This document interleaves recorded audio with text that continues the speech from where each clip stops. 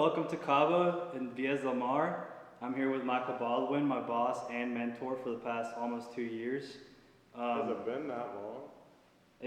Like 8 months. I'm probably 4 months away from being. Well, maybe I'll interview you then. Maybe the more interesting thing would be that I turn this around and interview you. I think the watchers are here to Okay. listen to you. Okay. For the past 2 years, we started. COVID started about like a year ago, and things got very interesting. In the market has been exciting. We have had unexpected things happen, and it's been really fun from seeing a normal season my first year into something completely different. And I've learned a lot, and it's been really exciting watching you. Our business has ramped up considerably, and everybody's done their part, and we've delivered on an extraordinary year.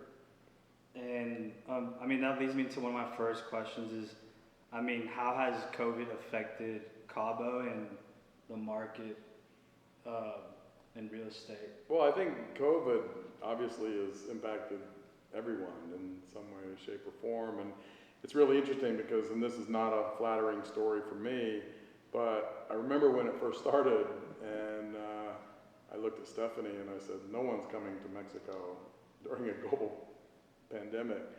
And I said, let's just be prepared to have fun. We'll be together. We'll be alone here in Mexico and just have a great time. And nothing could be farther from the truth. What happened was that the first several months we were by ourselves. Nothing happened. I think February, March was when the whole thing started.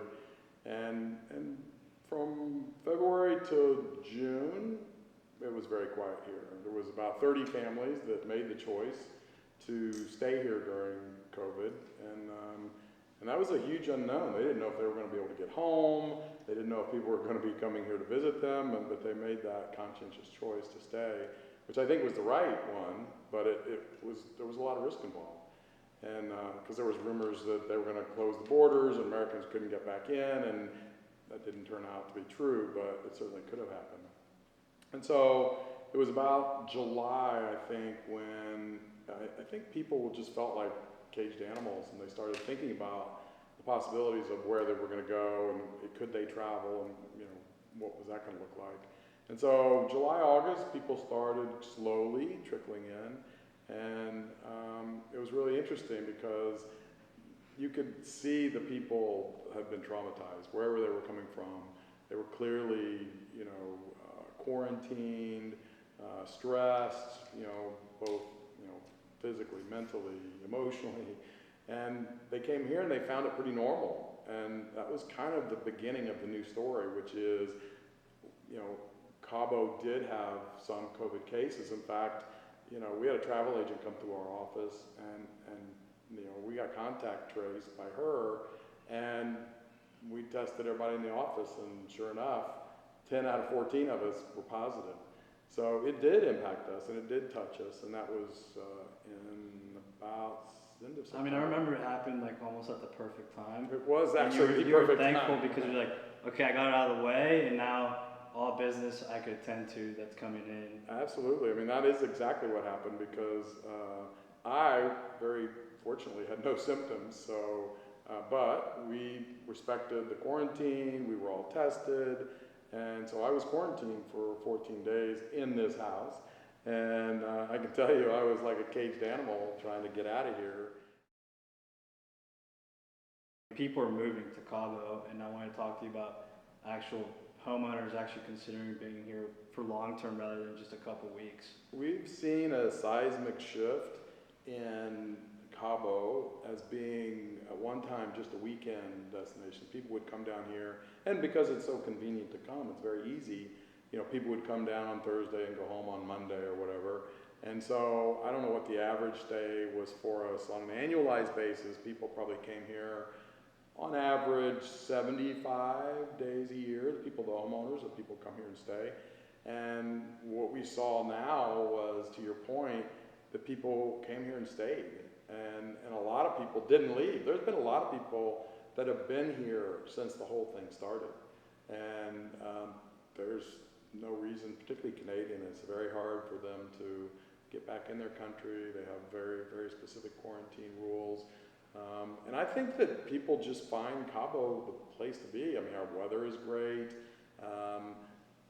Because we're in the hospitality business, all of the staff are super protective of our guests. And I think that's why Cabo, I think it was just rated one of the safest travel destinations in the world. I think that's why people feel comfortable coming here. And now that people are getting vaccinated and everything, the comfort level just keeps going up. So it's interesting because Cabo has become kind of the Saint Tropez of this hemisphere, and it's due, I think, part and parcel because number one, you can't go to Europe now. I mean, Europe's shutting down. France, Germany, they're not letting foreigners into their country, and we see that also in the Caribbean as well. So I think Mexico is one of the few countries in the world that are receiving guests. They're not discouraging travel. In fact, I think that they're taking necessary precautions to take care of foreigners and travelers that come to Mexico. So from people moving in, obviously a lot of sales have happened in the past 6 months. I mean, how has this year high season compared to previous years in the past? Well, it's unprecedented. There's nothing even close. I think I mentioned that we've done probably our biggest year ever before this year. We did about 100 million gross in sales, and I expect that we'll probably do about 300 million this year. So it's a 3x, and it's not just us. I mean, it's all parts of Cabo. Other neighborhoods are experiencing. We can't take all the credit. I mean, I'd like to, but we can't. Cabo is a place that people want to be in every price range. I mean, and when people ask me, like, I tell them the amount of sales. They ask me, what are the prices dropping? And I mean, quite the contrary. It's the opposite. I think that when this whole thing started, and as we do every year when we start a new season, is a lot of the inventory comes online at the beginning of the season. Anybody that wants to sell usually doesn't put it on the market during the summer. I advise my clients to put it on the market like November 1st because that's when the market kind of comes back. We're a very seasonal destination, and people start coming back.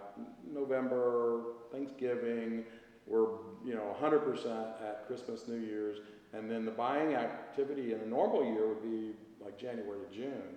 This year it started in October, and I think the summer seasons are getting less, and who knows what's going to happen this year. I mean, all bets are off, but it's been extraordinary. And to your point, the inventory is basically gone away almost completely. I mean, from the inventory, what's like the most common type of product, as in like size or bedroom size that you've seen? Due to COVID or just? I mean, in general, like Well, I think the trend is bigger. People are wanting bigger pieces of land, which translates to less dense. They want bigger homes with more bedroom count. So this sales activity has been weighted at the top end. I think I've sold 5 homes over 14 million in the last 6 months. I mean, that's unheard of. We've never seen those kind of numbers ever.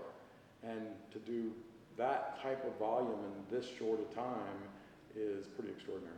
And I mean, with all these sales, inventory low, it's pushing a lot of new buyers into new builds. Yeah, we're back in the construction business. I mean, I think we had, like I said, an abundance of inventory when we started this whole thing.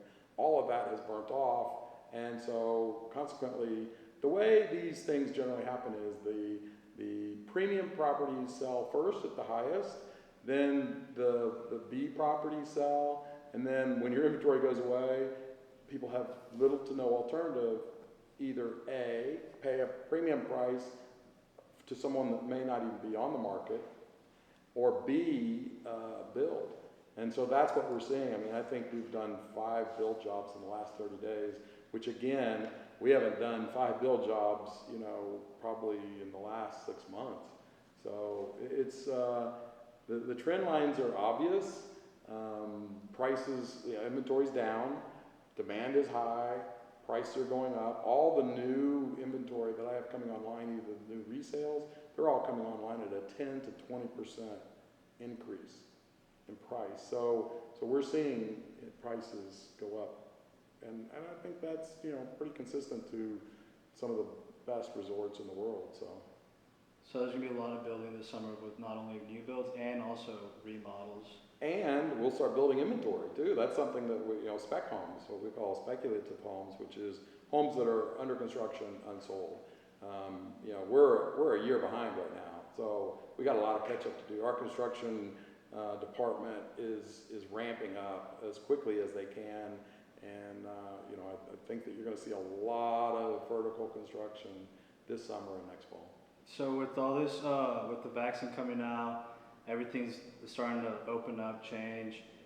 Do you think it's gonna, like, do you predict that we're projected to be on the same momentum and path we had this past these 8 months, or? Well, I'm not the guy, obviously, to ask because I got it wrong the first time. So my crystal ball tells me, and again, I hope I'm right, that people have kind of changed their paradigm with respect to where they live, how they live, the quality of their life. I think that technology, this was all headed in the right direction, and technology was changing the way people live, where they can live. I think the COVID just accelerated that. So people have discovered that they don't have to live in the city where they work. The kids don't have to be in the school district because they can go to school by Zoom. You know, most business people stop going to the office, so why not have a place that they can work that they love and they have a great lifestyle? And so, you know, I don't want to get too far ahead of myself, but I think that this is permanent in some ways. I don't think people are going to go back to the office and to the cities. I think as long as they have the ability to have a Zoom meeting, that they have the technology and cell phones and an airport, that when they have to travel, they can. I mean, we're 2 hours away from Houston. You know, I can be in Houston in 2 hours if necessary. So I just think that this may be, in a way, a permanent shift. Well, what do you think? I do feel like with more people moving, and I mean, Cabo has such a good experience that it's just a word of mouth from a person that moves, that build the courage to, will convince someone else to come. Because I mean, and for Mexicans especially, like once your sisters and brothers start moving, the whole family starts falling behind you. It's true. And with people now finding out that they could comfortably work from home, and Cabo also has amazing schools for their children. And I mean, it's a happy lifestyle, relaxed, laid back. And I mean, I think people are starting to realize that. So I think I wouldn't be discovered surprised if the momentum just continues with people moving to Cabo, and that will affect the sales as well. So a lot of people always ask foreigners that are not Mexican that how complicated or is it even legal for them to be buying assets or properties in Mexico? Well, it's certainly legal. I mean, all these people wouldn't be doing it if it weren't. It's really interesting in the Mexican Constitution, they're very protective of their premium land, which is, you know, the restricted zone is anything from 30 miles inside from the beach, and I think from the borders as well. And so they've created a pathway for foreigners to own this real estate, and it's through a trust, through a Mexican bank. And so that's how you hold title, is inside of a trust, which most of our clients own property in family trusts, so it's not a foreign concept for them to buy it like that. But it is uniquely different than buying in the U.S. And the whole process for the buyer and seller, how long does that process? A long time. It's very complicated, setting up the trust, transferring beneficiary rights from one owner to the next. I would say that when a person buys a property here, it's going to be 90 days to 120 days to actually close, which is different than in the U.S. In the U.S., you can close in days if you're paying cash. There's no lender. Here, there are no lenders. All these are owned in cash, but yet the trust is what takes so long. So we have to prepare our clients that it's not a short time period. It's a long wait from the time you purchase until the time that you actually close on the home. But I mean, we help them through the process. For I mean, sure, we like help you them. always say, you just have to pay and have fun. Right, that's one of my favorite sayings, is the only two things people have to do is have fun and pay. And then you take care. And we'll take care of the We'll rest. take care of the rest. That's right. We'll even actually have a little fun with them, so we do that too. And so I mean, the process of closing a resale, let's say it's 90 days, but then I mean, like we spoke, a new build. I mean, how long is that process? That's a whole nother process. It's right now, it's taking us about 16 months from the time that somebody signs on the dotted line and gives us a sizable deposit until we hand them the keys is about 16-month build time. And now that's not all construction, but that's designing a home for them, doing the engineering, the permitting, the actual construction is about 12 months, but we're delivering 16 months, we can have you in your new home. And Del Mar does everything. We do everything. We're turnkey. Right? So from start to finish, we design the home, all the architecture, we build the home. We have an interior design team that helps them even furnish it at the end. Yeah, we do. There is no worries on their part. It's a pretty unique start to finish, full service operation. Okay, so thank you for joining us today on our video, and I want to thank Michael. I've learned a lot from him, and thank you for giving me your time to interview today. Happy to do it. We should probably do these interviews more often. I'm available anytime. But thank you, and if you liked our videos and our content, please give us a follow and a like. I'll see you next time. Thank you.